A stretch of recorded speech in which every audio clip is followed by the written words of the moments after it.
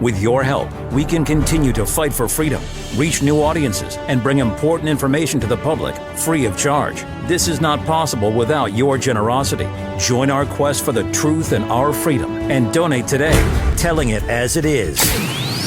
This is today's News Talk, The World Today. Very, very good morning for the UK. It's 11 after 6 in the morning, start of a working week. We won't comment on that. In Australia, New South Wales and Victoria, you'll be going home now, or just about going home after the first day of the week. So well done. By the way, in Queensland, it's 12 after 4. And New South Wales 12 after 5. And I hope you had a great weekend. Plenty of things were happening. What about the Japanese election result? Now, on February 8, let's get her name right, Takaichi's Liberal Democratic Party, which is the LDP, claimed around, I think about 316 seats in the 465 House of Reps, more than double its prior tally, while its coalition partner, Japan Innovation Party, JIP, added 33, delivering a total of over 349. And that's securing a two-thirds supermajority. Opposition parties suffered heavily losses. The victory, LDP's biggest post-war win, empowers Takaichi to push economic spending, tax cuts, defence boost, and firmer policies on immigration and China. We'll talk to our guest about the challenges the government will still face and the implications of this win domestically and internationally. Our guest is Colonel Grant Newsham, the author of the recent book, When China Attacks, A Warning to America. Grant, thanks for joining us. Sure, glad to be here. And how was your weekend, by the way? Pretty good.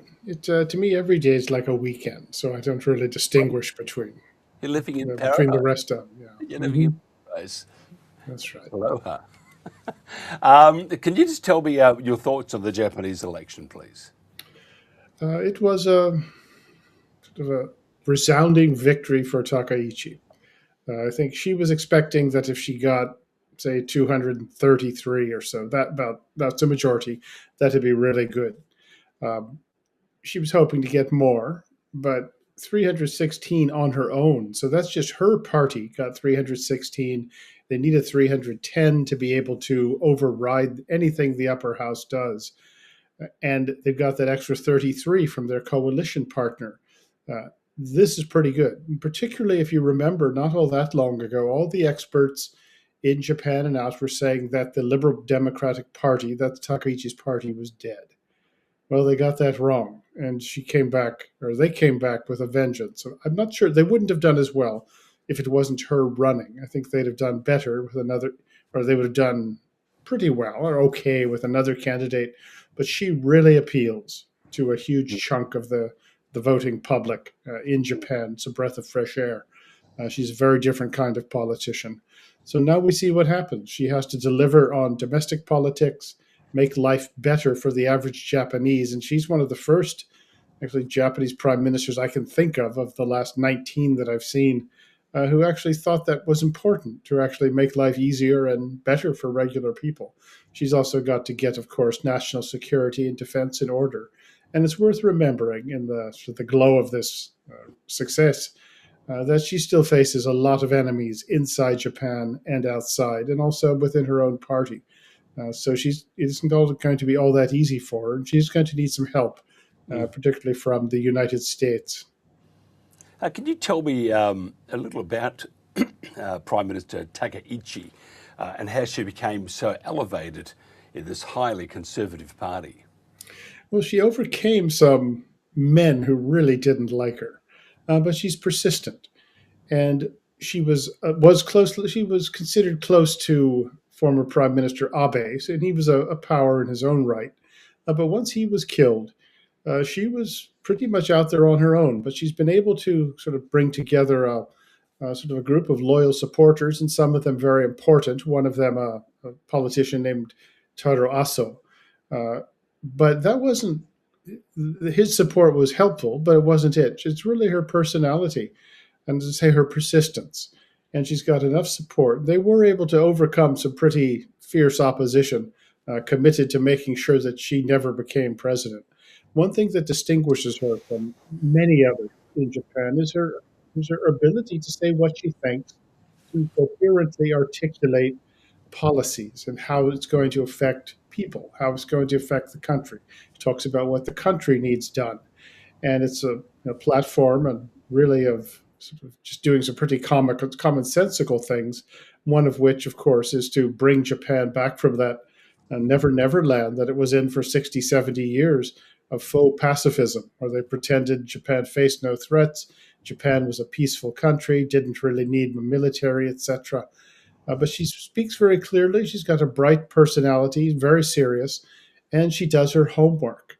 And that really distinguishes her from a lot of others, in fact, most of them, because she knows something about national defense. She knows something about economic security. She knows something about domestic politics. So she works very hard. And that hasn't been the case of a lot of other prime ministers and prime minister candidates who've come along.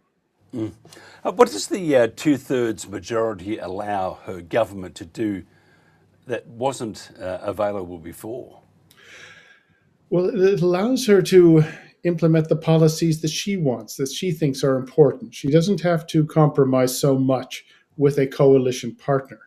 But in another sense, the two-third majority, particularly if you use it with the coalition partner, you don't have to have it, but it's helpful to have as much as you can. It allows you to override a veto from the upper house. There's two houses in Japan, the lower house and the upper house.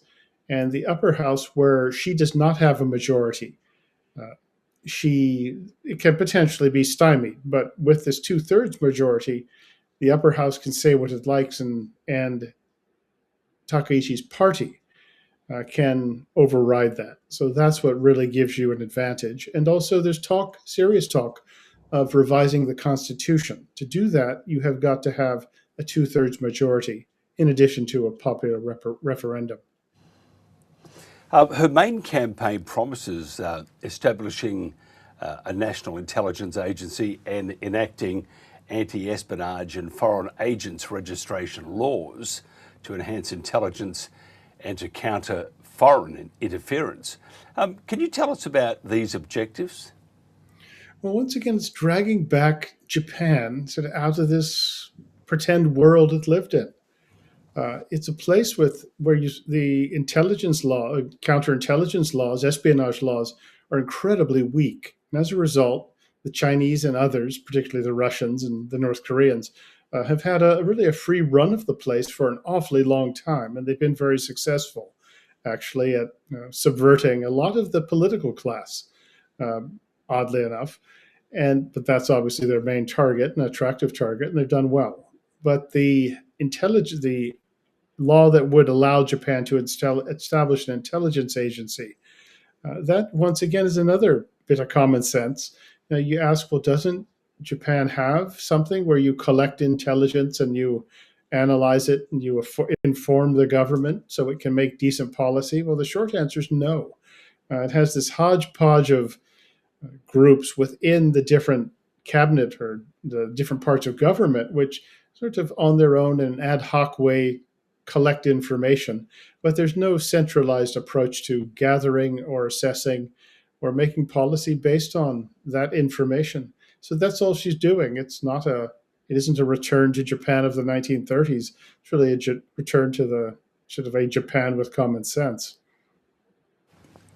Because it's very odd that that we have a woman prime minister, isn't it, for Japan? I mean, there's such a I'll say this lovingly, such a chauvinistic country, or steeped in tradition. Do you think this will open the door for other female politicians to actually have some oomph?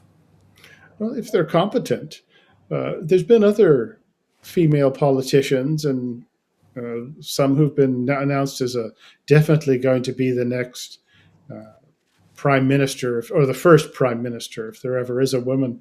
But they were really just famous for being famous. They really didn't have much substance to them. Takaichi, in her own right, is just a very hardworking and thoughtful politician who has some ideas for how to run the country. There's never been, well, there have been actually a lot preventing a good female candidate from doing well in the political world. It does take a lot of effort, given some of the gatekeepers who are these sort of crusty old men who aren't exactly liberated when it comes to what women ought to be doing.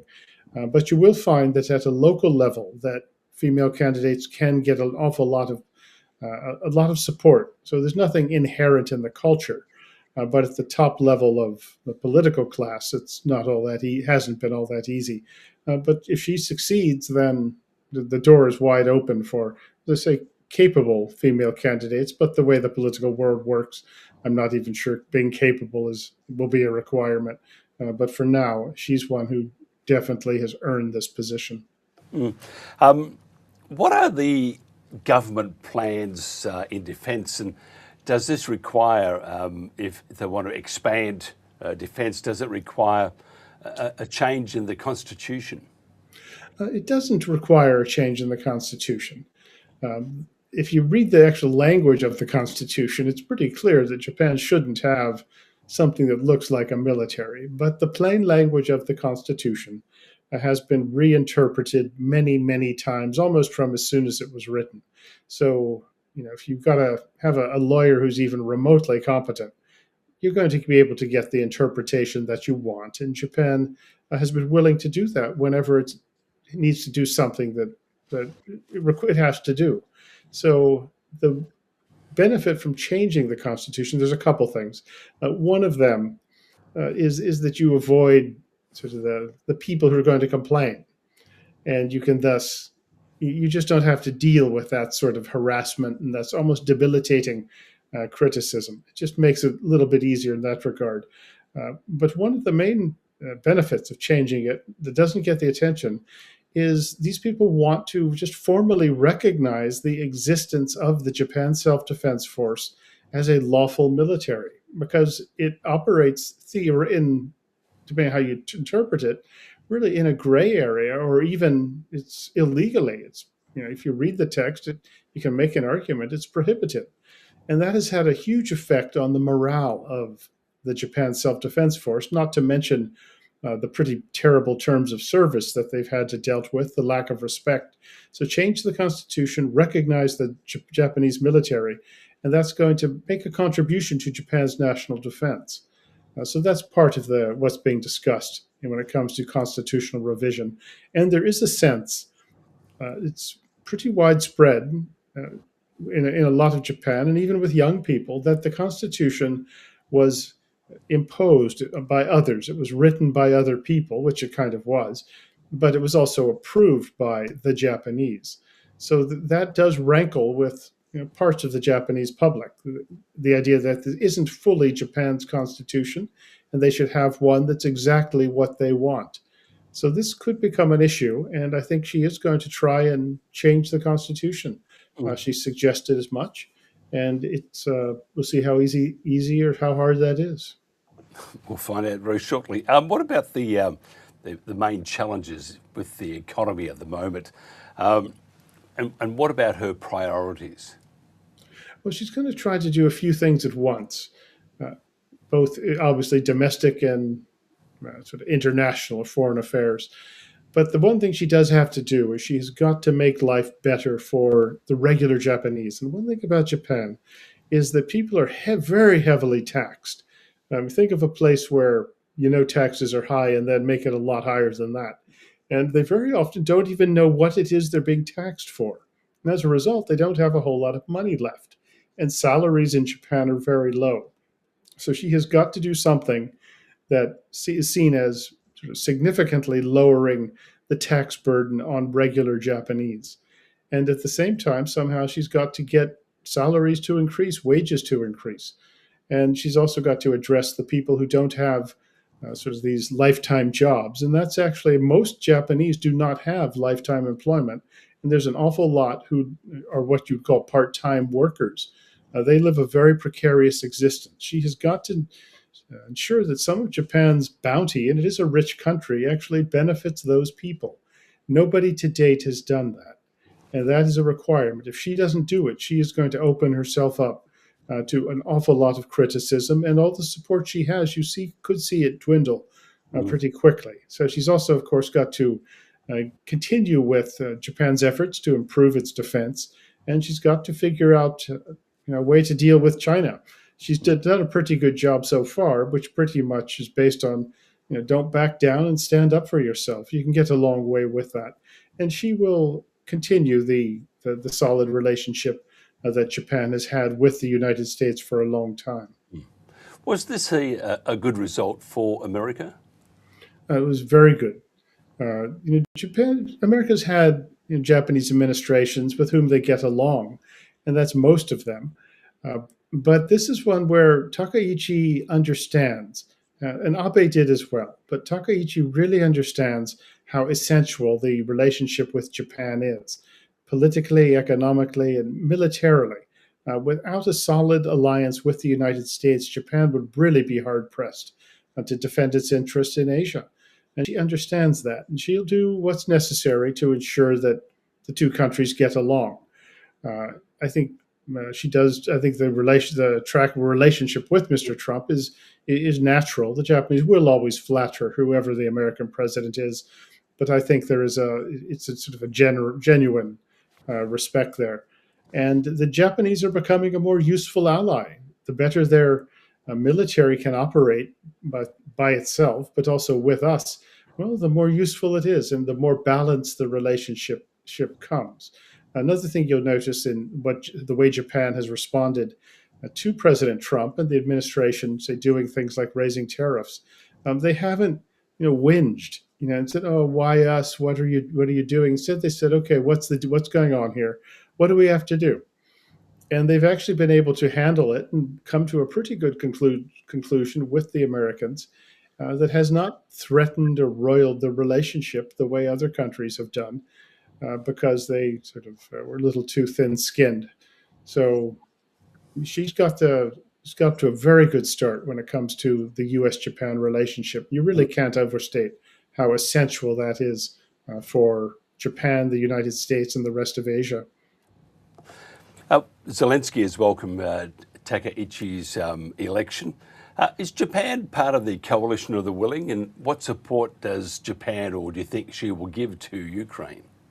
Well, Japan is, in a way, in its own way. It doesn't publicize these things, but it's given, I think, some assistance with demining. It's taken care of some Ukrainian casualties in Japan, and it's provided financial support and other material support to Ukraine. I think some armored vests as well, but not actual hardware. It has, however, restocked some of America's missile arsenal that's been sent to Ukraine. So, as I say, in its own way, Japan makes a contribution. Some Japanese have asked that the Americans invite the Japanese military to send its doctors and nurses to Eastern Europe to get some experience handling combat casualties, because they don't have the experience and they think they might in the future. But that option, or that request, has gone nowhere for some reason. It's a very easy one. You might see Takaichi do something about that. And Japan is also, as you note, they are now exporting arms. They've agreed to build destroyers for the Australians, the Malaysians, the Indonesians are considered potential customers. It sent radar systems to the Philippines and patrol boats. So it wouldn't surprise me if you saw maybe at some point some direct assistance, sort of armament assistance being given to the Ukrainians. I'm just wondering about those, the building for our military. Do we have a Toyota badge on that? I don't know. Oh, what a feeling. And just, it's interesting, Zelensky was a comedian. Some say he's still trying. And then we have Takaichi. She was a drummer with a rock band. Can you believe it? I mean, she must like a bit of death metal, a bit like your musical taste. And it's impressed. If somebody was to find out more about what you do, Grant, how do they do that, or want to find out about your book? Well, I'm at Newsham Grant. My book's on Amazon. It's easy to get there. And it's When China Attacks, a Warning to America, but it's a warning to all free people. And it holds up very well. I've been dealing with China for 45 years, so you get a few ideas if you keep your ears open. And also, everything I write is at Center for Security Policy. If you put my name in, it'll all come up. I was just thinking about your weather as we wind this up. I think you had about 24 Saturday, Sunday, which is still quite nice. It's always nice in Hawaii. But for our audience in the UK, now you'll be shocked to hear this, it hasn't stopped raining since the start of the year. It is terrible, isn't it? What a terrible... I mean, we love England, and I love the UK and Wales and all those places, but can't stand your weather. Retired Colonel Grant Newsham, thank you so much for your time, and we'll catch you again very shortly. This is The World Today. Our mission at Pets of the Homeless is really simple, and that's to keep vulnerable people and their pets together when they're going through a tough time. Back in 2015, Pets of the Homeless started with a 20-kilo bag of dog food, made it into small packs, put it in a suitcase, and it was just me walking down the streets of Melbourne, one woman on a mission to make a difference. I would share the story on social media. We've just hit 100,000 meals distributed today. And the community really responded positively, and it just grew from there.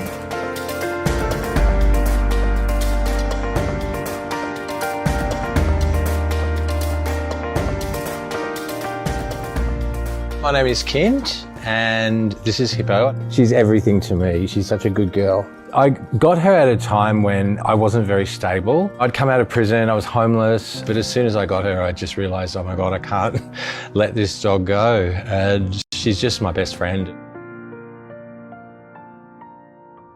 Hippo had a canine equivalent of an ACL injury. I knew there was something really desperately wrong. It was agonising seeing her suffering. My caseworker put me in touch with Pets of the Homeless, and Yvonne said that they could help, and I was just so overjoyed. I wouldn't have been able to get through that medical incident without their help. Like, it just would have been impossible. That bond between us and our pet is very important. And when someone is going through a really tough time in their life, that bond becomes even more important. And that's what we're trying to protect at Pets of the Homeless. Who's that?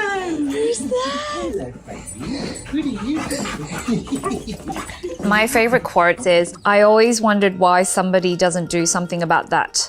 Then I realised I was somebody. My intention wasn't to actually start a charity. It was to help. It was just putting one foot in front of another, and that's how we got to where we are today.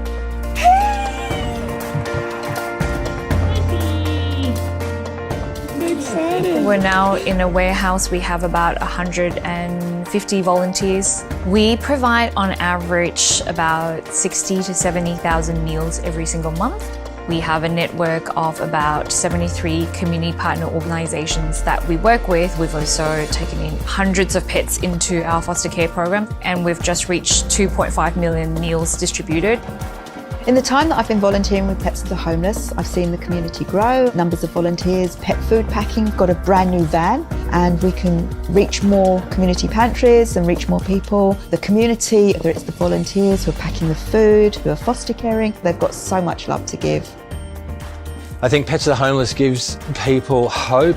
There can be a bit of judgment for people who are homeless and have a dog, but the reality is those dogs have got love and support, and it's so wonderful that Pets of the Homeless are able to help. It really makes a big difference in actual lives. It's really important work. To the people who have supported Pets of the Homeless over the last 10 years, thank you from the bottom of my heart. There's so many kind people out there, and I'm just grateful for all of them. The work that we need to do is so huge and the need is growing, and we can't do it without the support of our community.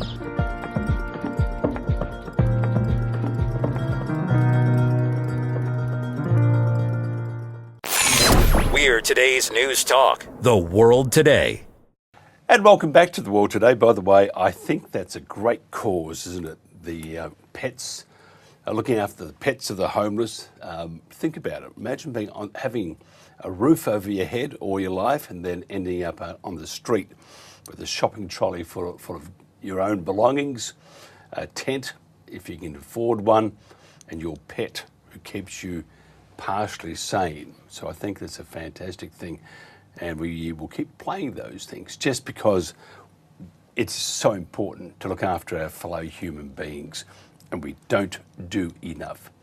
Now, the Epstein documents, or as the Brits would say, Epstein, but it's Epstein, by the way, documents continue to cause serious harm for the UK government and specifically the Prime Minister. But there has been insignificant fallout in the US so far. US Deputy Attorney General Todd Blanche has concluded that there isn't sufficient evidence in the Epstein files to prosecute anyone. He must be reading the wrong one. He's looking at all the redacted ones. This is hard to believe given the abusive content that's been redacted to shield victims and abusers and the elite connections that should be career-wrecking, but it's not. And I see the backpedaling right now with Bill Gates. Oh, no, it wasn't me. It was someone else, or just terrible. And accountability, will that ever? I mean, look at COVID. Accountability, not one person has been charged and found guilty, or has been charged. They've all got gongs, the medals. Now, denials The denials of Commerce Secretary Howard Lutnick and Bill Gates of meaningful contact with Epstein have also been exposed. Representative Thomas Massey accuses the DOJ of withholding key details, fueling demands for full unredacted release and restitution. Will he succeed in fueling the fire, or will they get to him first? I wonder. I think get to him first. Joachim Hagopian is a West Point graduate, former Army officer and author. Don't let the bastards get you down. After the military, he earned a master's degree in clinical psychology and worked as a licensed therapist. As an independent journalist for over 8 years, Joachim has written hundreds of articles for many news sites such as Global Research, LouRockwell.com, and the Government Rag. Joachim, thanks for joining us. Yeah, thank you, Mike. Do you think this will just, well, they would love it to just disappear, but do you think it will just disappear? How can you make something disappear when half of it is being buried as we speak? It's never to see the light of day, according to Todd Blanche, Assistant Attorney General. The Trump administration is all about protecting their dictatorial boss.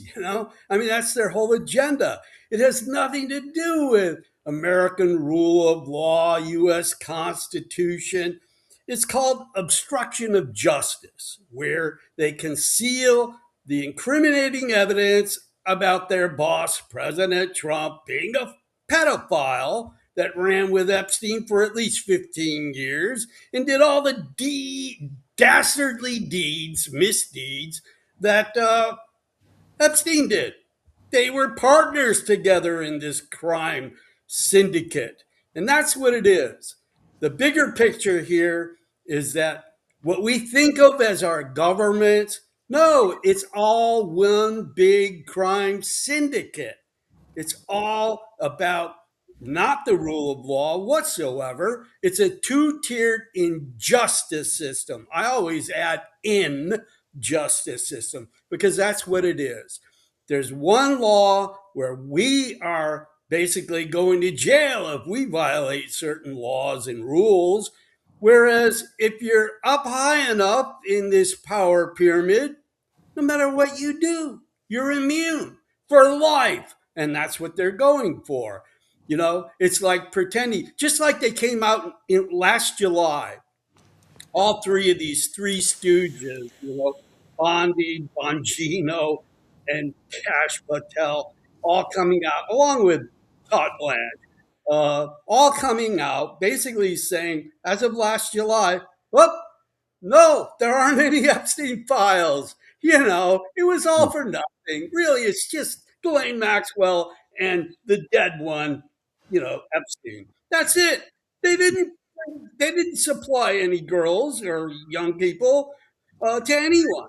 You know, I mean, and now they're back to the same position right now. They're saying, here it is. This is it. This is the last of it. We're not going to be giving out anything else. And any investigations are now closed. No one's getting prosecuted. No one's going to be indicted. This is it, folks.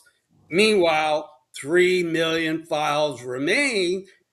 And we know it's to hide Donald Trump's crimes. It has done, though, a bit of damage, hasn't it, to the UK? Look at Starmer and his association with Mandelson. Look at former Prince. Prince, what's his name? Prince. I forgot. Terrible. He's just disappeared off my mental. In my mind, he was there. Prince Andrew. That's right. His name's Mountbatten now, and his uncle, Lord Mountbatten, he was a pedophile. It kind of runs in the family. Jimmy Savile was the best friend of the king now. It's a family affair. But anyway, we'll keep this a bit cleaner because we can let loose, and we won't do that. But I mean, but if you look at some of the ramifications in the UK, it has actually created some unease for Prime Minister, for example. You can't get any higher except for the King, but the King he's immune to anything. So we have Starmer, but I sort of think maybe they don't like him anyway. So this would be a good reason to get rid of him because he made some bad decisions, with Mandelson and others. What do you think about? Do you think it'll because the UK press is, besides mispronouncing his name, they're really on the Epstein bandwagon at the moment, and all going after Starmer. I sort of think a lot of that is because of that Starmer is on the nose. What do you think? Yeah, he's already among the most unpopular prime ministers in history. The most. Apparently. Okay, there it is. They're looking for any excuse to take him out. That's what the Epstein files provide. Ironically, I was writing about Lord Mandelson years ago with his being a buddy of Epstein, and they're palling around together. And he was in Operation Or. Mandelson was actually caught in a police operation, online police operation, in a thing called Operation Or, where actually his pedophilia was right there. The evidence was there. Also, to add a little bit more, colorfulness, he was engaged in a practice called felching. Do you know what felching is, Mike? Burping. Felching is. Oh, no, I thought you said belching. No, burp. No. It's very different. Rewind. It's when you stick an animal up your rectum for the pleasure effects of it. And he had to be taken to a hospital in France. This is Mandelson. Had to be taken to a hospital in France because he had a dead animal up his rectum. That's on record. I've done all the research. It's nothing new here with Mandelson. And then Starmer makes him one of the big ones in the House of Gaza now. Along with the ex-prime minister, Blair. They're all so in deep in the pedophilia operations. I'm just thinking though, that dirty rat, it was, and secondly, rectum, it certainly did. Yeah. Sorry about that. I mean, but I can't help it. It's just my immaturity coming through, and I'll get into trouble for that one too. Congressman Thomas Massey will have access to redacted documents, and he has threatened to publicly reveal Epstein's client names if the Department of Justice does not release them. Because Massey is not the most popular egg in the dozen eggs in the chicken coop. Do you think he will actually release those names? He is popular with the people because he Yeah, does but that's not best the for the main thing. people. But Yeah. yeah, he's on Trump's shit list, that's for sure. Um, yeah, like I said, this is not going away. You don't have suddenly have all these perps that have done all these horrors to the victims for so many years, and then all of a sudden they're gone and protected, and no one's going to say anything or do anything about it. No, it'll take a little bit longer in the United States for the wheels of justice to turn. It usually does. But Trump's not going to outlive this. He's going to be caught up in it deep. Now, I mean, journalists like me and a whole bunch of other people have already outed him. I mean, there's so much evidence already out there, not to mention the latest batch of released files. But this guy's totally guilty, but, no formal, prosecution or indictment has ever occurred, but it will. It will. And a lot of others will go down too. I'm just thinking the Thomas Massey's threatening that. Do you think he'll slip under a truck or something? Well, stranger things have happened when, Or aeroplane? a person that, is bound on getting the ugly truth out there. Yeah, they have quote accidents. So yeah, it wouldn't surprise me, but he's a very brave man for going up against the evil cabal. Yeah, led by your favourite president. What about the role of Israel? Tell us, how can Israel avoid its involvement with Epstein? I saw a pic the other day, and someone sent it to me, showed a picture of Epstein with long hair and a beard, and had a couple of very tough bodyguards around him. And they said, "What do you think?" I said, "It looks very healthy for a dead person." But I don't think it was Epstein. I think we have AI doing its tricks. But a lot of scuttlebutt, isn't there, about Epstein, one, being alive, two, his connections with Israel and supplying of confidential and sensitive information. Well, there's no doubt. For a long time, we've known that he and his partner in crime, Ghislaine Maxwell, ran a blackmail operation for Israel, Mossad, and of course, it's shared with the CIA. Um, so that's how they get their presidents and prime ministers to do what the City of London Rothschilds, that are the founders of Israel, want, which is basically war, war, war.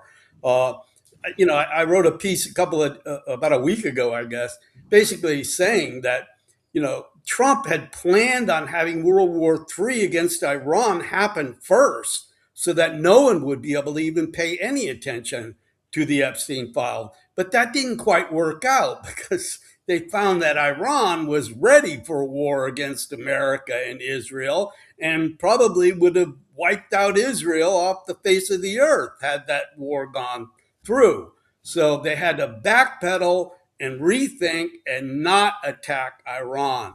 And then all the Epstein files come out. So that's a good thing. And they're not going to go away, even though they are bent, Israel and America are bent on, instigating war with Iran. It's going to happen. But the Epstein files and all the criminals like Trump, they're not going to get off. It's going to dog them until they are behind bars. I'm just thinking, because we're all love a bit of titillation, bit of gossip. Oh, wow, he did that with who? And then we see that Bill Gates, headlines in the UK, the Russians did it or something like that. Well, in Gates's case, they did. But we have all this stuff happening, and enormous amounts of pages have been redacted. So no idea what they're talking about. We have an idea, but I'm just thinking all these titillations, all these things that are happening at the moment, or being written about, so and so doing that to who, and spit roast and all that sort of stuff. I'm just thinking though, what if that was a distraction and there is a bigger thing here than we're seeing? the release of sensitive information and the collection, then the release of it to, say, Israel, for example, there's some that, to my mind, is actually as severe as the personal things, the things that they did to kiddies and stuff like that. The actual, what do you think? Do you think there's that they are covering up with the redactions more of the what has gone on between country to country, the passing of sensitive information, which have affected wars and all that sort of stuff, or do you think it's just more still the titillation, the so and so did that and so did that, so and so contracted a disease from that? What do you think they are?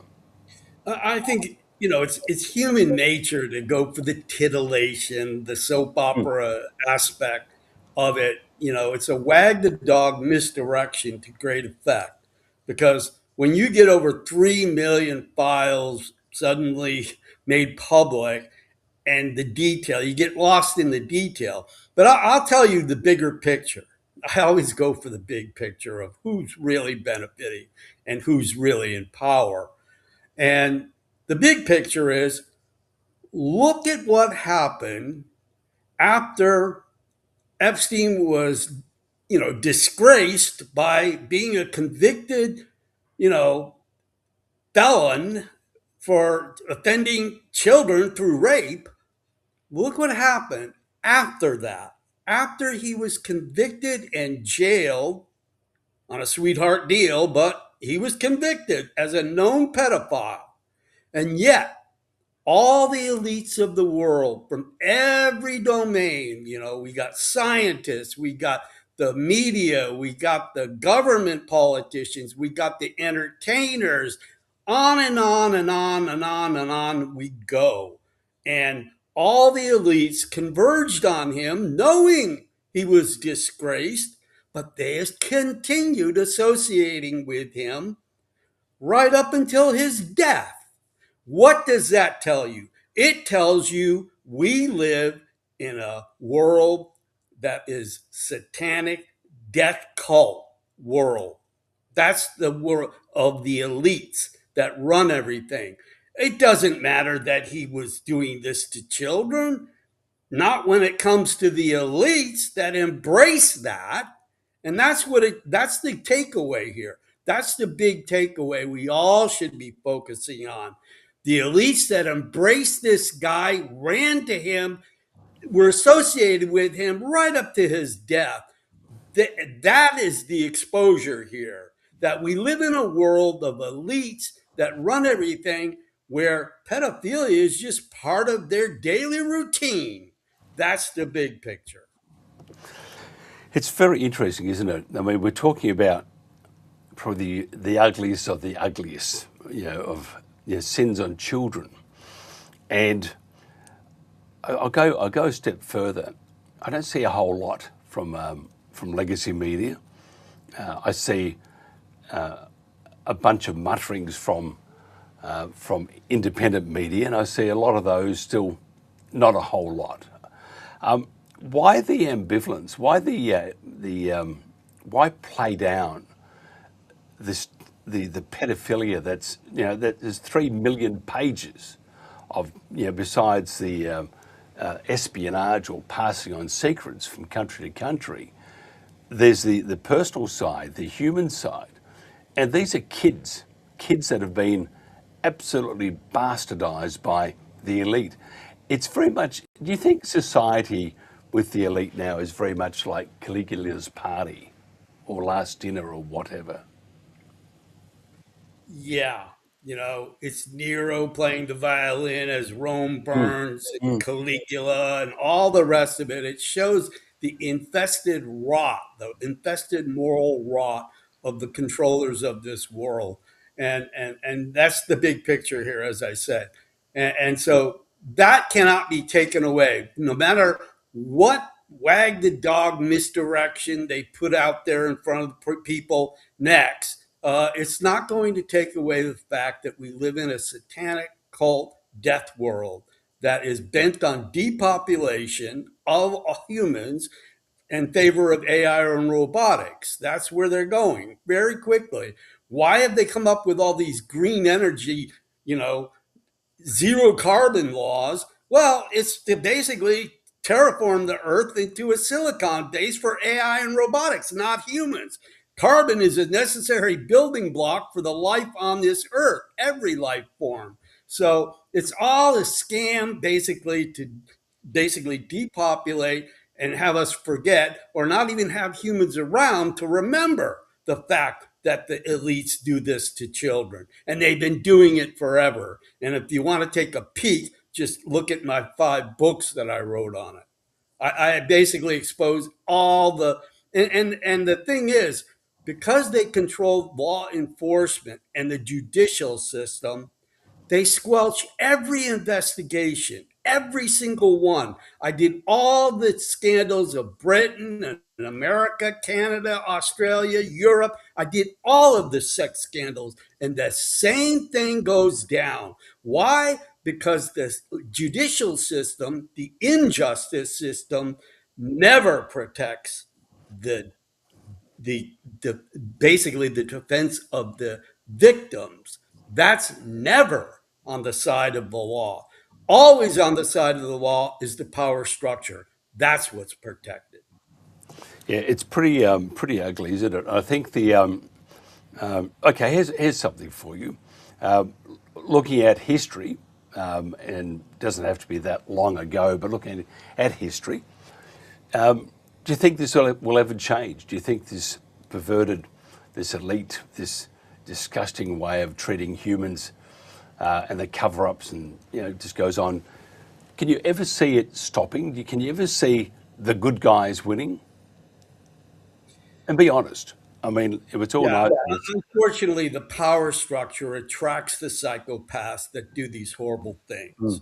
We live in a system that needs complete overhaul, moral, spiritual overhaul.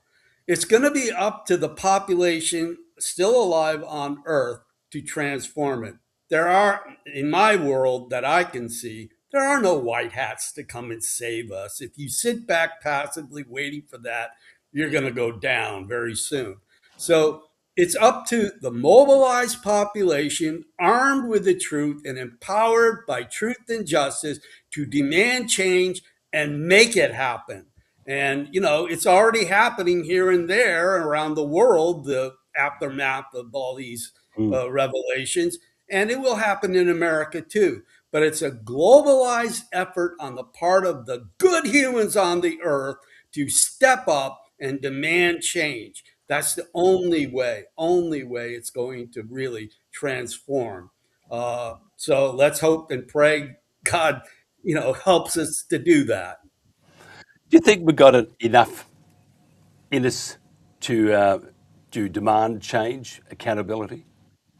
Well, I think that we are slowly reaching the critical mass point. There's enough people that know the system is rotten to the core that they do all this stuff. I mean, back when I started writing my 5 books in 2017, I mean, it was unheard of to even bring up the pedophilia network on this earth. It was unheard of. Well, it's completely changed now, especially with all these document dumps they're doing with the Epstein files that will not go away.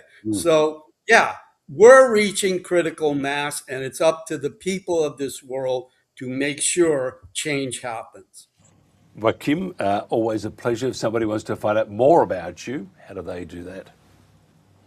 Well, all my articles are on thegovernmentrag.com. I'm just finishing up, and we'll post the latest on the Epstein files in the next hour. I also have a Revolution Radio broadcast every week. I do a couple of Jim Fetzer podcasts also this. And you can find all my books for free at pedoempire.org. They're also in paperback as bestsellers in the human rights category on Amazon. Yeah, absolutely brilliant. Thank you so much for your time. Give Trevor the water buffalo a pat for me, and we'll talk to you next week. This is The World Today. Coming up next, we have just a brilliant protagonist, and we're looking at Epstein right here on The World Today. A hoax about carbon dioxide in the climate has caused a global energy and economic disaster. This is today's News Talk, The World Today. And welcome back to our number 3. Nice to have your company too. It's 13 past 8 in the UK, 13 past 6 in Queensland and New South and Victoria.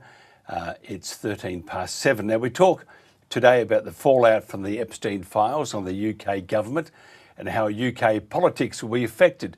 It's ironic, isn't it, that the UK has been the first to feel the sting of the Epstein files, and we ask whether Trump still awaits his turn. Our guest is John Mayer, just one of those great producers and broadcasters from ex-BBC and from London. John, thanks for joining us. We don't have you at the moment. It doesn't matter. It's only 60 miles. Well, sorry about that, sir. You're not that far away, are you? No. And look, what a mess. What a mess, eh? I mean, Starmer is toast. 18 months ago, he had a massive majority, 412 MPs, a majority of 160. He was there for 5 years. But I vote Labour, but I just think that this company is such an S show. It's unbelievable. Morgan McSweeney was Starmer's brains. All prime ministers have brains. That was his brains. He did his thinking for him. He got him where he is. He got the Labour Party where it is. He got Starmer into government with a massive majority, and he's gone. But he wasn't the Archangel Gabriel, by the way, Morgan McSweeney. He got rid of the previous chief of staff, Sue Gray, who would have been very good for Labour in government because she knew government. And he's got rid of lots of people in the past. If you read the book called Getting In, you'll see he's an operator. He makes Machiavelli look good. But what will Starmer do without him? I don't know. I mean, Starmer's problem is that he is a moral man, a moral and trusted man, but he isn't charismatic and he isn't really a politician. So he's a naive at home in the world of politics. And what's going to happen in the next week? Who knows? And Nigel Farage is going to announce a shadow cabinet today. This is Germany in 1933. The Tories are cock-a-hoop because the choice of leader has finally come good. Labour is down in the dumps. This is a party with 160 majority. I say that again, 160. Harold Wilson governed on a majority of 4. So look, what sort of world are we living in? As for Mandelson, anything he touches turns to absolute cinders, doesn't it? I mean, it really is. It's purely a matter of time before he has his collar felt, I think, for revealing state secrets. And maybe Andrew will have his collar felt, Prince Andrew will have his collar felt as well for revealing state secrets. These people, you have to say it gently, but Epstein was bribing them in a sense. He was saying, "Look, I'll give you favors, you give me documents, which will make me money." Let's not mince words about it. These are two very important people: the secretary, the deputy prime minister, and at that point, number 2 or number 3 in line for the British Crown. And Epstein was essentially saying to them, "You give me these documents, I'll give you favors." And what's morality in all this, Mike? What's really? Yeah. Hey, just tell me this: how important do you think these are? Even though these documents have been they're incomplete and redacted, how important in your mind are these documents still? That at least there's something out there, isn't there? Well, the 3 million, and I'm sure even with AI, people haven't gone through them all. Very important because they might really be redacted, but A is Andrew, Duke is Duke, Peter Mandelson. No, they're very important because these are people never thought these documents would come out in the open. Be wary every email you write. But they did come out in the open. They're very important because they've convulsed British politics. We may have a Labour a new prime minister by the end of this week. We may have a general election by June or July. So that's how important they are. What is fascinating is how the redaction. Donald Trump's name doesn't seem to occur too much in this. I mean, I'm not a conspiracy theorist, but I do wonder, whether the redactors have been told anytime the T name comes up, redacted. But it's a disgusting world in which one man can actually control so many international people with power. How does he do it? I don't know. Well, you should ask him. I mean, you must have a connection there somehow. But interesting, though, isn't it? Trump's US deputy. The end of my road, there's a lady called Pandora Maxwell lives. Pandora Maxwell is the former wife of Kevin Maxwell, who, after all, is the brother of Ghislaine, and who introduced Ghislaine to Epstein. So yes, I do have a connection, but unfortunately Epstein is dead. But Ghislaine is pleading the fifth, which is a bit of a laugher. She's not American. What about the US Deputy Attorney General, Todd Blanche? And he's concluded there isn't sufficient evidence in the Epstein files to prosecute anyone. Has he read them? Look, I mean, what you have to realize about Donald Trump is above all else, he values loyalty, absolute loyalty. If you do something that goes against Trump, you're toast. You're absolute toast. So you can believe that if you like. But these are people who said they didn't have any documents or they'd lost the documents. Then suddenly they find 3 million pages and there's still 2 million missing. No, I mean, I'm afraid I don't believe him. But on the other hand, I do believe Starmer. I think Starmer's an honourable man, and that's probably why he won't be Prime Minister for much longer. Yes, I've just heard when you said he's an honourable man, I've just heard the car screech, cups being thrown against the wall, stabbing of tables. But you go ahead and say that. No, he's an honourable man. He's not a politician. That's his problem. He doesn't lie, stab, and cheat like all politicians do. And what's happening in the Labour Party is this sort of civil war where people are manoeuvring, lining up to succeed him. Well, good luck. But what sort of politics is becoming like McDonald's. We have a takeaway prime minister every year. What about Mandelson? Why was he called the Prince of Darkness? I've had dealings with Mandelson many, many years ago. I made a video for the Labour Party on defence policy, and the policy changed between the rough cut and the fine cut. And Mandelson was sent to tell us that. And oleaginous is the word I use to describe Mandelson. Absolutely oleaginous. He looked you in the eyes and lied, and he really was. I mean, but he had power. He had power because what he could do was he would help powerful men, usually men, to achieve power through on the verge of lying. No, it's shocking that Peter Mandelson's lasted that long. It really is. He's the grandson, by the way, of a Labour grandee. A lot of people don't know that. Herbert Morrison was his grandfather. But he to quote Keir Starmer, he lied, and lied again. What more can you ask? What's your views on Trump's attitude to the whole issue, branding it basically as a giant hoax? And I know Donald Trump's one of your favourite presidents, and I can hear that in your voice. It's not a giant hoax at all, is it? What are you talking about? Climate change? No. Donald Trump, this thing, he says it's a giant hoax. He says the Epstein files and da-da-da-da, it's just a hoax. One hopes that Donald Trump is a giant hoax. He had to come out of the relationship between Epstein and they fell out over a woman, didn't they? In 2003, when Epstein employed one of Donald Trump's women. And I don't think it's a giant hoax at all. I mean, we don't see it. Look, you've got the British political system on the edge. You've got the royal family on the edge. Where's the hoax? I just wanted to ask you something else, if you don't mind. What do you think? Because you've seen a lot of PMs come and go, and you've seen a lot of things happen in your time as a broadcaster, and you take a little more notice of things that seem out of place. That's part of being a broadcaster. What do you think will happen next? Do you think Starmer will go, or do you think he'll stay? I think he's toast. I think he's toast. Sadly for him, I think really by the end of this week he'll say enough is enough. I'm off. And you can only take so much. And he's now also very isolated. He's lost his right hand man.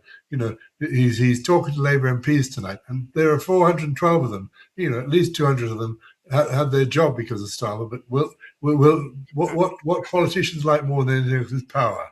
And if power is disappearing, they soon disappear from the person with power. So we'll see how he gets on with the Labour MPs tonight. But he has to. What is Starmerism? That's the whole question. What does he stand for? And people don't know, which is why he's unpopular. But he needs to tell people, this is what I stand for. This is what my government stands for, and he needs to do it in an attractive way. Now he has a very powerful foreign affairs advisor in Jonathan Powell. He needs a very powerful domestic advisor, who will take over domestic issues. And but Starmer wants to be foreign secretary. He doesn't really want to be prime minister. Being a prime minister is dull because you have a crisis every 5 minutes. He'd rather be on the world stage. So maybe that's what he should do. He should say, I should be foreign secretary and I anoint X to be prime minister with no power over foreign affairs. But we live in this fluid situation. As I said, it's McDonald's prime minister time. You ring up and you get a new prime minister. He should be there till 2029, but he won't be. I wouldn't put any money on him being there beyond June. Yeah, I just heard those broken cups when you said he won't last. A lot of people were actually putting those cups back together again, feeling much happier. Do you think question who will replace him? Who will replace him, and can actually Labor resurrect themselves? Well, they have a parliamentary majority, so they have to resurrect themselves, or they're gone for a long time again. The health secretary is actually rather close to Peter Mandelson. He's desperately trying to distance himself, but actually, he is also a creature of Peter Mandelson. Angela Rayner has a slight tax problem, and she didn't pay £40,000 in tax. Ed Miliband is out of sorts. David Lammy is not really a serious contender. There may be an interim prime minister, but no. I mean, Keir has power because there's nobody obvious to come in, and certainly the Tories have. They only got 124 MPs, so they're not serious. And Reform, remember, has 8 MPs. 4 of them are new MPs. 4 of them are defectees. So nobody should take the oppositions, and there are 2 oppositions, at all seriously. Look, you're in Oxford. You speak very posh too, by the way. No, not that posh. What's your views on the 15-minute city that, say, for example, yours will become shortly? Now, I know that you go for these, I think you do like 15-mile runs each day. No, I don't. You'd have to just run Not and about grind. me. But what do you think of these 15-minute cities? I support congestion charge. There is one in Oxford, as you may know. From the end of October, there was one, and I live within the congestion zone, but I'm exempt for various reasons. I think the motor car should not be God. You've got to at some point say we have a city, and we need to preserve that city. And Oxford has become much more livable since the end of October. And do you know what? People are using buses now, and the buses are now free from the parks and rides. You don't have to have cars going through the centre of cities. London proved that. When was it? 20 years ago, when Ken Livingstone brought in the congestion charge, it was going to be the end of the world. Armageddon was coming.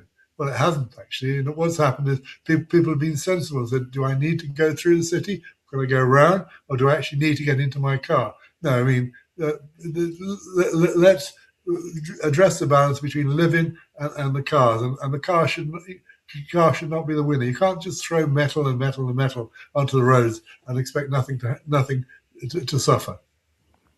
Yeah, those people that were putting those cups together are now throwing them against the wall again. You have an audience which is getting through their crockery.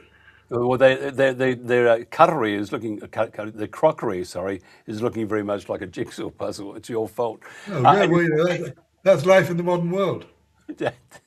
That's why we should use plastic. No, we shouldn't use plastic. Are you concerned about the restriction of people to drive around town? I know you said they can get buses and stuff, but I mean, you still need your car. You got to be able to drive from A to B, and sometimes You need a car, or you need your legs, or you need a bicycle. Oxford is a but what if bicycle you're about city. 30? What if you're about 30 k's away or something? I mean, Well, of course you can drive, but you can't drive into the centre of a town. Oxford is surrounded by a whole series of park and rides. You can park your car there and get a free bus into town. Free bus, So Yeah. look, we can talk about freedom. What is freedom? Is freedom the right to drive a Belgian vehicle into town? And what is Well, what it is is, freedom? really, but it is, isn't it? So, but I was just asking you because you're as I said, you speak posh and you live in Oxford. If you tell me I'm posh, I don't feel posh. I can see Worcester College across my back wall here, but I'm not at all posh. I tell you, I live in a middle class slum in the centre of Oxford. And you've turned the BBC off, I believe. You're watching GB News. Would that be No, about right? I'm afraid no. Look, GB News is for appearing on, not for watching. Every time I watch it, I mean, you're about twice the age of the average GB News host. They're about 16 or 17 and don't seem to have read a newspaper, most of them. No, I mean, no, I haven't. But I mean, look at the BBC. There's a national institution again in trouble. What sort That's of good. world do we live in where every institution we have is undermined or being undermined by itself? It's where's moral certainty in all of this? Do you drive, by the way? I do drive, and I drive into the centre of Oxford because I can. And in fact, I've just bought a new car. Alas, it's a hybrid, so it's only belching out half the amount than anything else. Was that the Bentley, hybrid Bentley? No, it's a Bentley. No, you got me going there. It's a Yaris hybrid, and because I had a previous Yaris hybrid, but unfortunately I drove into a neighbour's wall, so I had to replace it again. Yeah, Well, that happens after a few reds. After a few, sorry, you across the door, and I forgot that it was in gear. I went bang into a neighbour's wall. No, I mean. Yeah, of course I drive. I have to go to places, but I don't have to go to the centre of town. I can walk in the centre of town from here, and most people should. And it's improved Oxford no end, and it's improved London no end to have a congestion charging zone. John Mayer, I mean, you are going to get a bill from all of the audience because they have no cross. Let them drink the Kool-Aid and then smash the cups. Conspiracy Kool-Aid. But look, we do have to ask ourselves, what sort of world are we living in, where you've got disposable politicians, disposable everything? There is no morality, and or people should actually read their history. Go back to Germany in 1933 and see what happened there. And I agree with you there too. John Mayer, if somebody wants to find out anything about you, about is it a Roller or a Bentley? I wasn't sure if you told me that. No, it was a Yaris. You're a journalist. You're supposed to have some belief in the truth. No, I'm just trying to get the truth out of you. Don't be.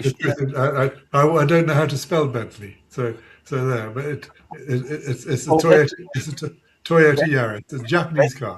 That's because you worked for the BBC. You can't spell Bentley, and that's what the BBC is all about. They're a terrible network. No, the BBC is a great national institution, Mike, and you Australians all over the world should recognise that. In the next 2 years, the BBC could be toast. The licence fee could go down or stay or be changed, and the charter change, and you could lose a great national institution. And we haven't talked about the royal family. I think that there's grave danger there from Randy Andy. Randy Andy has been sent to Siberia, to Norfolk, to a cottage in Norfolk. You don't think that's going to keep him quiet, do you? I mean, I don't know if you've seen in the last 24 hours, it's been revealed that he was sending Epstein commercial documents from his taxpayer paid visits to foreign countries. He was saying, invest in here, look at this, I've done this report. I don't know what's going to happen to the royal family. I suspect they will survive, but Charles will have to sort of do some form of a statement, or just give Andy a one-way airline ticket to somewhere, maybe to Australia. No, what's wrong with the beheading? I mean, they used to be really in vogue. No, weren't we don't behead anymore. No, send them to Australia. That's what we used to do with naughty people in the UK. Yes. We'll turn him into a TV host in Australia. Good on you. Good on you. John Mayer, you didn't tell me how we can get hold of you. Are you on socials? Do you have Whatever farm it's for. But the fascinating thing about Andrew is he still has a PR man who says no comment to everything. You know, how does he afford that? You know, but no, I mean, Andrew needs to appear in front of Congress. He needs to tell the truth, but it should be quite hard for him. And you know, I don't. I mean, both him and Mandelson might end up with their collars being felt. off with their heads? That's what I say. John, thank you very Just much. the collars, just feel the collars and actually charge them. You know, let's have it out in the court. Yeah, talk to you next time. No running into your neighbour's fence with your Bentley. Goodbye. This is The World Today. We're today's news talk, The World Today. And welcome back again to The World Today. John Mayer, what a character he is. He said he drove a Yaris. He drives a Bentley. He'll send me a nasty text shortly. But he speaks very well, and I do not like the 15-minute cities, and I think they're a disaster. Anyway, that's just my humble opinion. Shane Schmuel is a committee member of the Australian Jewish Association. Now, today, Australia, which we all know, is on the edge, with protests planned in states around Australia against the state visit of the Israeli President Isaac Herzog. Now, the president has angered many over his role in the attacks on Palestinians in Gaza, with critics calling for a criminal investigation. The visit, which was meant to be a healing gesture following the Bondi attack on the Jewish community, is far from it. I'm going to talk to Shane about his organisation's views on what's happening today and the visit from President Herzog. Shane, thanks for joining us. Thank you for having me, Mike. What's the association's views on the visit?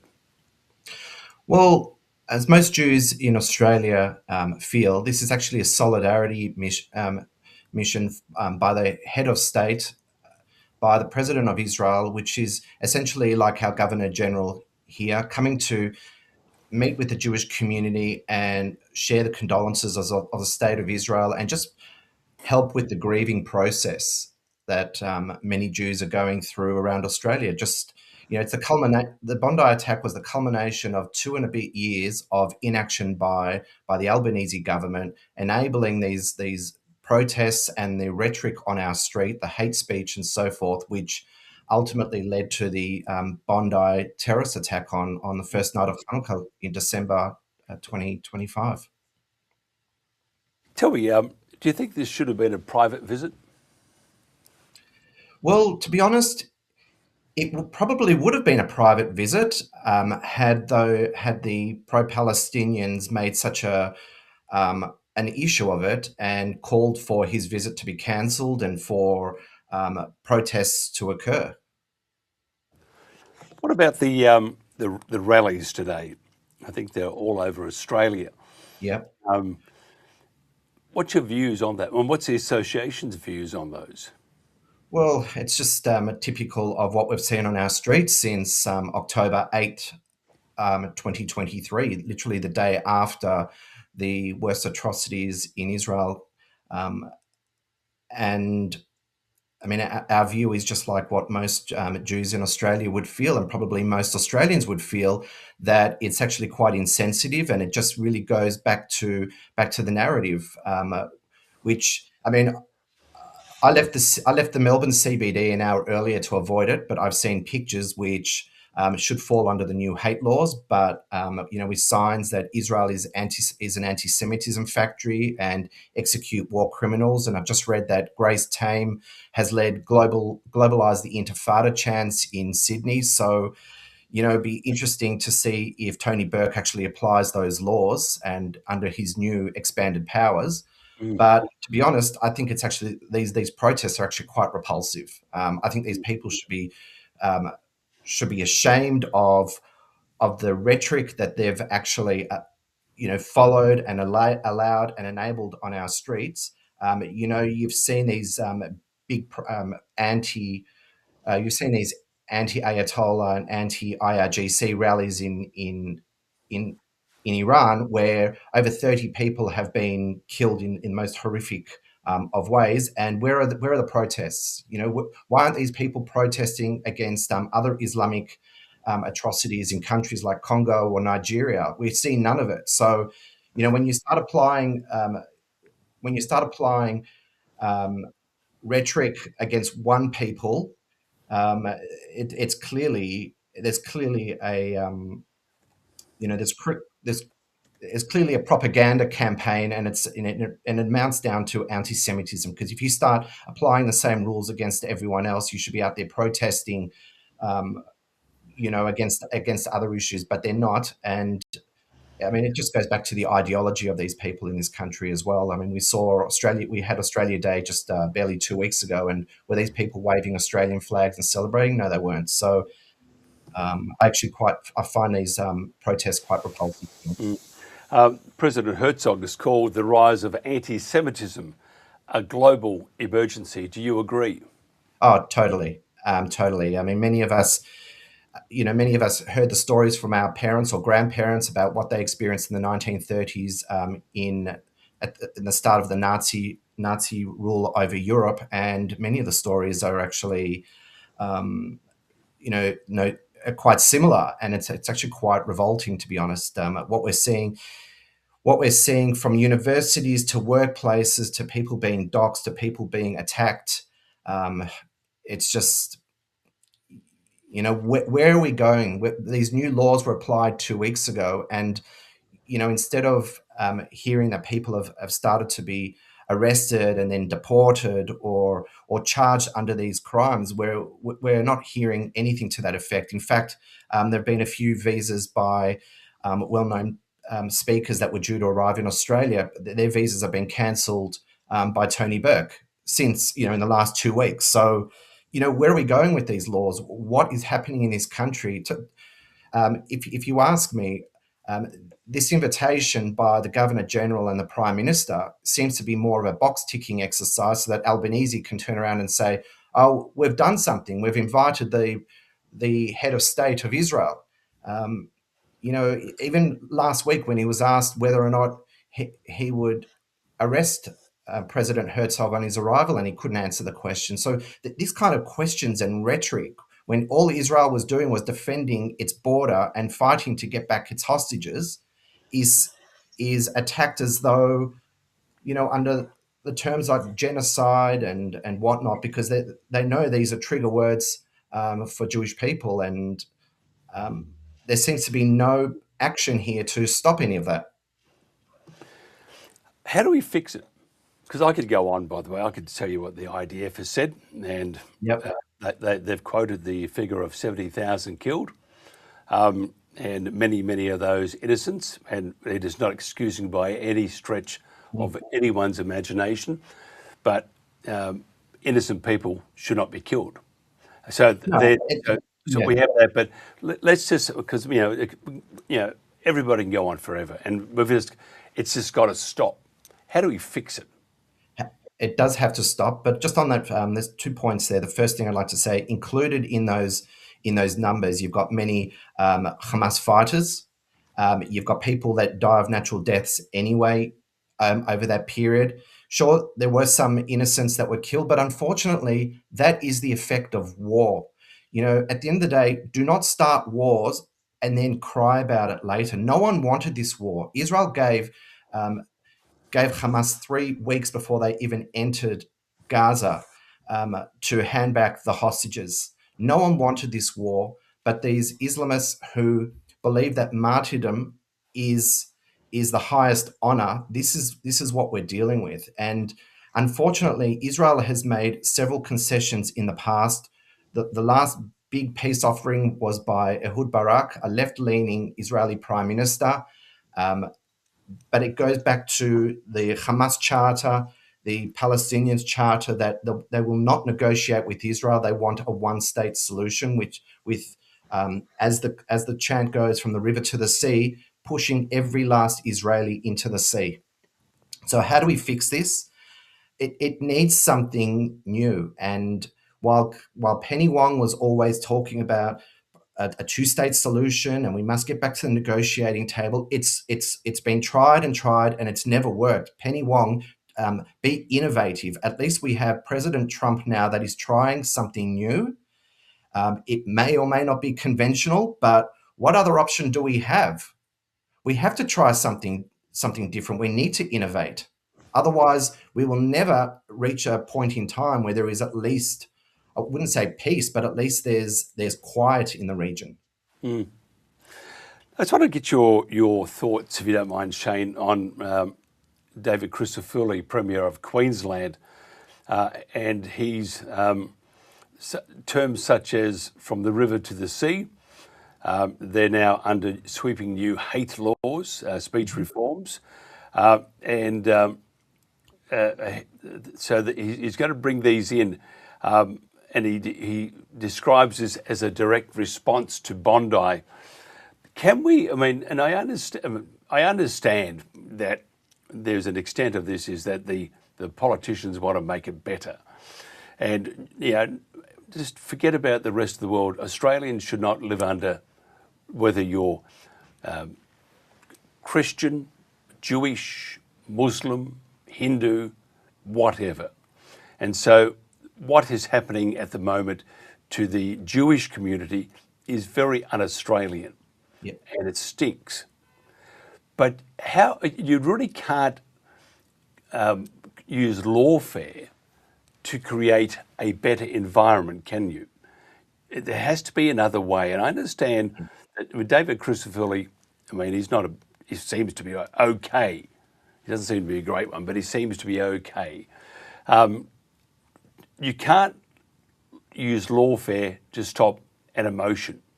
And I'm hearing in your voice, and I feel for you, and I hear in your voice a lot of emotion. And you've been on a lot with this, and this is the most emotive that I've seen you and heard you. So if we then move that to, say, someone else who has a view as passionate as yours, and if you look at the Muslim community, for example, they come under a lot of barrage too. But you can't use lawfare to get rid of that emotion.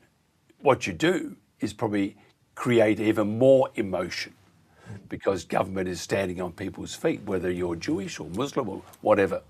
How do we fix it up? How do we not use lawfare? Because what I see at the moment is that Australia is going to follow exactly the same path as other countries around the world. And I don't understand for all the money in the world how we got to this point. As for an emotion on what's happened in Palestine, I understand. As for an emotion on what happened in Israel, I understand. Do I agree with either? I'm not going to say. Well, I don't agree with either. You should not kill innocent people. But we're Australians. We need to be bringing it all. We need to be as one unit. And what I see at the moment are these politicians who are virtuous beyond contempt. Yep. And they are. It is all an act, and we don't need that. We need better. We need something different than lawfare, and that's what it is. So what do you, I mean? Because I can hear your voice, and I would like to give you a hug at the moment because I understand what you. I would. I've used deodorant and everything, so I'm okay. But you don't need that. You are an Aussie under attack from within. And other religions and other people are also. We have to stop it because that is so un-Australian, it makes you want to vomit. Yeah. And such a very good point. I'll start with, and I might have quoted it last time, but my late grandfather, who gave his Holocaust testimony in the 1990s, said, "You are lucky to grow up in Australia free of the anti-Semitism we grew up with." And he finished it with, "Always be kind to all mankind." And here in Australia, we are all Australian. It doesn't matter your skin color, your hair color, your eye color.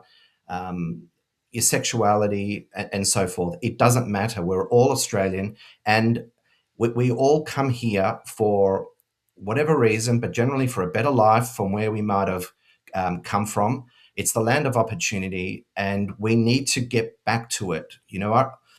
Growing up, it seems to be very different to what it is today. And I think a lot of it comes back to, number one, how do we get to over the last 2.5 years? Well, there's been no consequence. The government has pandered to its voter base. Tony Burke's voter base is largely an Islamist one. And we should be applying the laws consistently to all. If you said Jew die, you should be prosecuted the same way as if you said Muslim die. It should be consistent across the board. But it also comes back to education.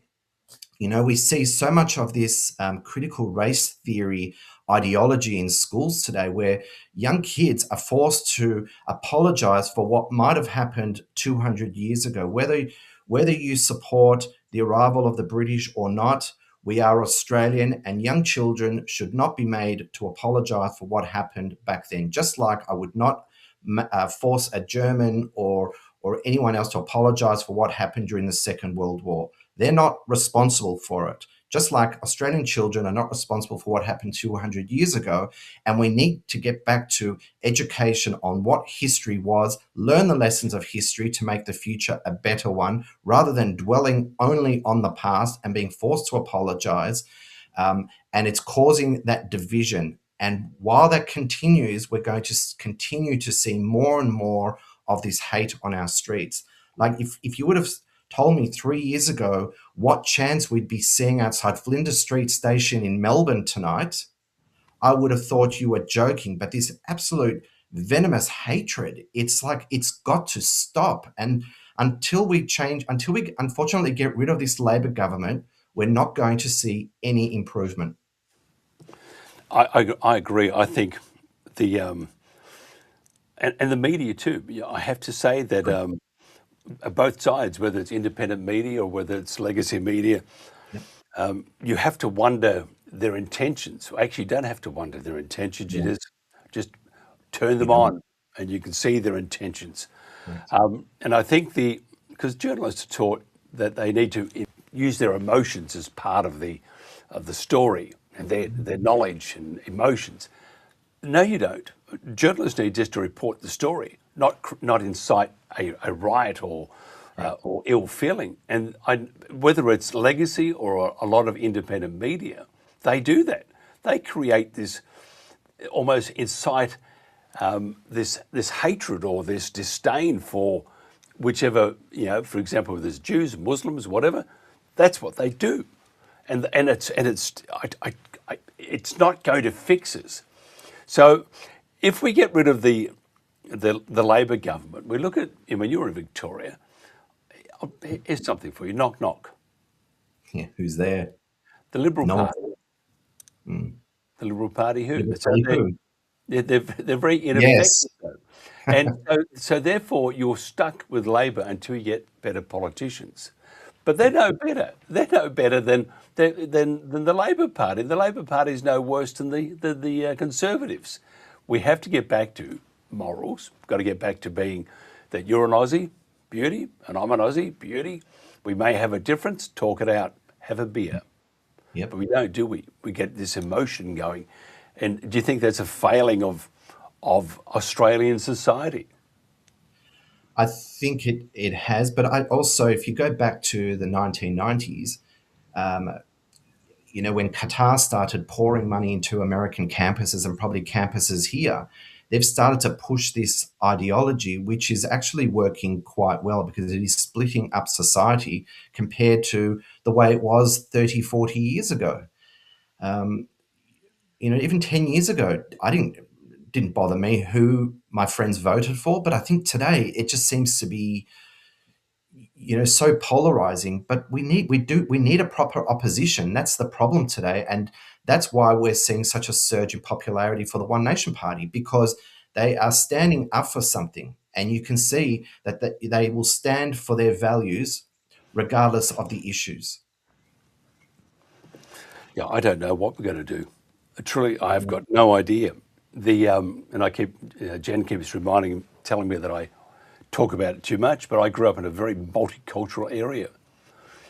We had everybody who's anybody, and everybody got on so well, except for the grandpa who made us drink.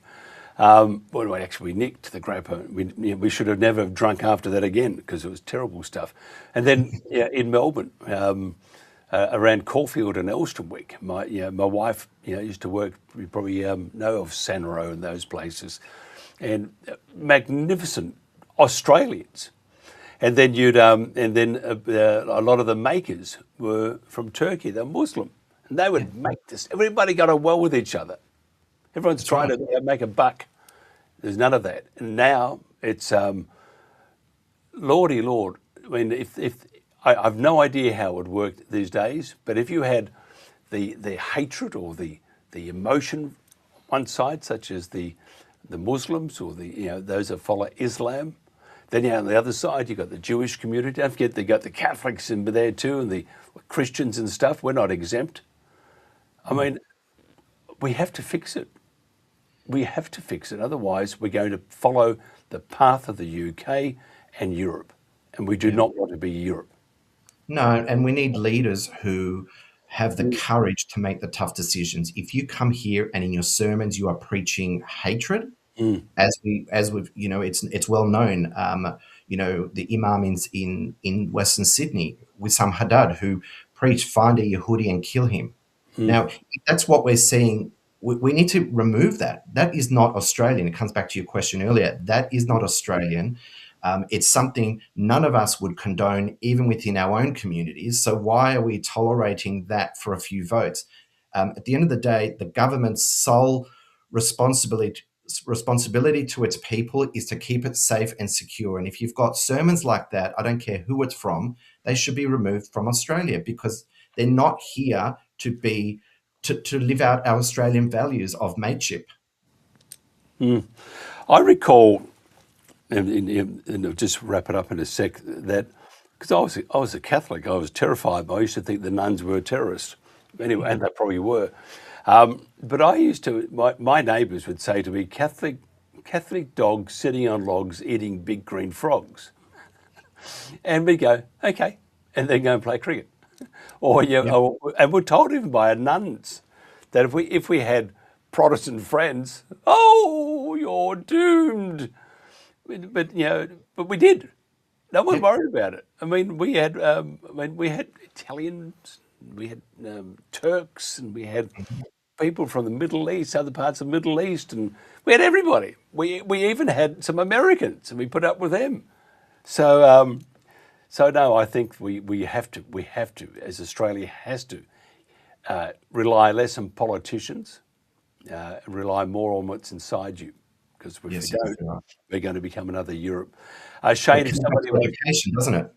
Yep, it's very sad. And by the way, I'm not supporting anybody that kills innocent people. In my opinion, deserve to be held accountable, and that's anybody. And look at the Christians in Niger. They're being massacred at the moment. Exactly, and no one speaks about it. No one's speaking. We're rolling a spot here. Because we should. People need to be aware that because of your religion, you're attacked, and that should not happen. Exactly. No one else's business except your own, who you want to vote for. Yeah. Shane, if somebody wants to find out more about your organisation, how do they do that? So you can look us up online, Australian Jewish Association, and you can see what we're all about. If you want to become a member, you can join as well. But we have every week we have interesting speakers that come on and talk to us about various issues and topics related to Israel and Judaism. So you're welcome to come and join one of those calls. That'd be great. Okay. And the final thing is, because we are Australians and you're in Victoria, yep. There are two seasons in Victoria, in Australia now, football season, and can't wait for football season. Because you're in Melbourne, who do you follow? I follow St Kilda, but my wife and kids follow Carlton. But I sort of eventually I grew up to be a football atheist for a while because St Kilda would never, We as a can't child, win. never went to a winning match. But they did go out sometimes and the ground half tanked. That was in the olden days, not now under Ross Lyon. So, Yes. and we've stolen all these good players. Please, please, please, just give me one more grand final, one more win. Another A winning one, not a losing one. Shane, it's always a pleasure. I should get you to sing this St Kilda Football Club song next month. Not tonight. I'll join in with you, and then I'll be told off again later for being stupid.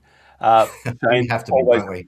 always a pleasure, and I was sincere. Thanks a lot, Mike. Thanks for having me. You deserve what every other Aussie should have, and that's love, appreciation, and respect. Great. Thanks a lot, Mike. Thanks for having me. Thank you very much, sir. This is The World Today. Thank you so much for your company. We had a pretty wild conversation all throughout the day, and it's been quite taxing, I have to say, but I think we discussed important things, and I think we need to keep talking about these things. Not all media wants you to hear both sides, and you may not agree with it, but we all have to have the respect to listen to the other's view. Doesn't mean you have to change your own. Just have the respect to listen to everybody who have a very pertinent and sincere view on how they see the world. Thank you very much. We'll catch you again tomorrow. This is The World Today.